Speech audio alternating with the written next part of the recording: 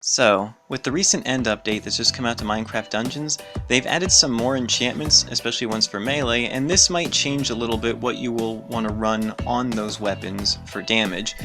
And this also reflects my previous 3 enchanting advice videos because those weapons are included. So I wanted to make this quick little video as an addendum to those videos, and just sort of like a sort of rule of thumb for in the future for anything that you're running, or my future videos as well, which will include these enchantments.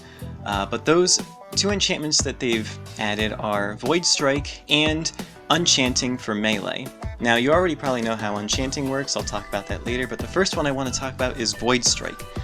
What it does is when you hit an enemy with this enchant on, it will give a void debuff to the enemy that lasts for a decent amount of time, maybe about 10 seconds, a little less, maybe a little more. And basically it adds damage multiplier to your next attacks, but it's kind of weird how it works. First off, it is a flat modifier, it doesn't multiply the total damage, it just multiplies the base damage and any other modifiers that are full multipliers like crit and committed.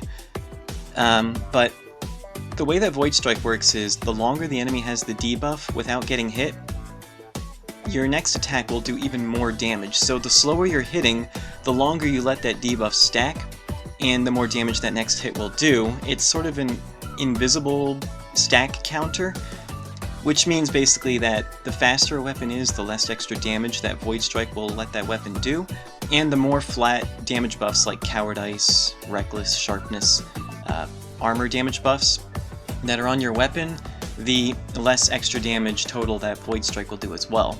And I've been running some tests, and the cutoff would be if you're using a weapon that's at the speed of a Tempest Knife or faster, with Deathcap Mushroom activated and 25% more attack speed from Renegade Armor and Spider Armor, and if you have, say, 60% flat damage from Cowardice and Renegade Armor's buff. If you have all of that combined, Voidstrike will be adding to a otherwise unenchanted Tempest Knife 40% more damage. It's actually like 39.99%, but it's about the same as crit, so you may as well just run crit and committed. If anything is slower than that though, or if you don't have those same flat damage buffs, then Voidstrike is better than committed. So for anything that's not, say, sickles, daggers, gauntlets, rapiers, fighter's bindings especially, Tempest Knives,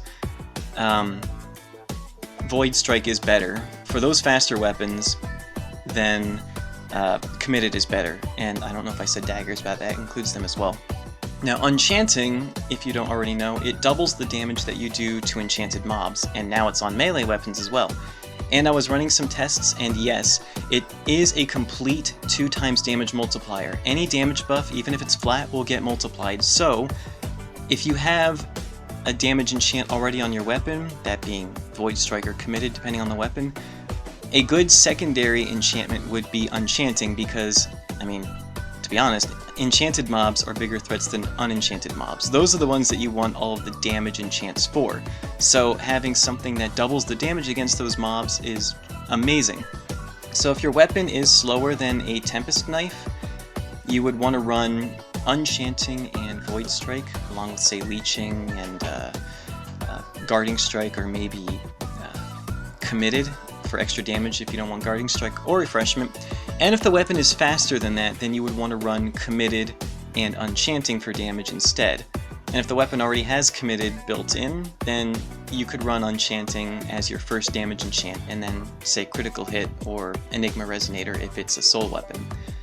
That's all I think that I have to cover for these enchantments. I will put that in the description as well, though, what combos that you would want to run depending on the weapon's speed, and what you'd consider to be faster than, say, a Tempest Knife. That would be at your discretion. You know, there could be a case for battle staffs, but overall, I feel like they're a little bit slower. Anyway, that's all I have to talk about for now, so until next time, I'll see ya.